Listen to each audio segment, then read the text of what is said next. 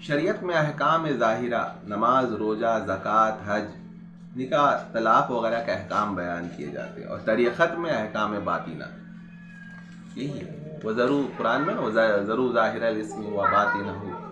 ظاہری گناہ سے بھی بچو اور باطن کی گناہ سے۔ تو یہ باطن کی گناہ پر ہمارا جو ہے وہ فوکس ہے ہی نہیں، اور نہ مطلب جو ہے وہ علماء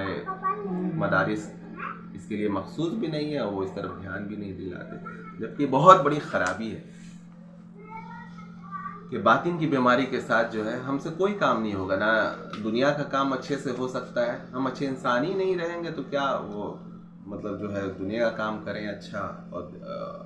اخروی اعتبار سے اللہ تو وہ تو دیکھ ہی رہا ہے کہ بھئی ہمارے کام میں کتنی عبادات وغیرہ میں کتنا جو ہے وہ غیر خالص پن موجود ہے۔ طریقت میں احکام باطنہ، صبر و شکر، رضا و تسلیم، تفویض و توکل، اخلاص وغیرہ کے احکام بیان کیے جاتے ہیں۔ یعنی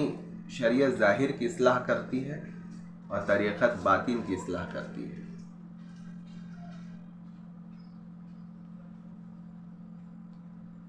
ایک اور جگہ ہے، جو احکام انسان کے ظاہر سے متعلق ہوں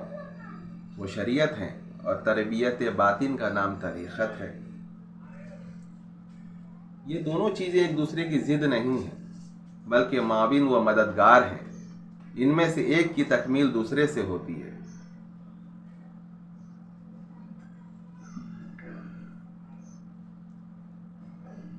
اچھا، باطن کی صفائی کے لیے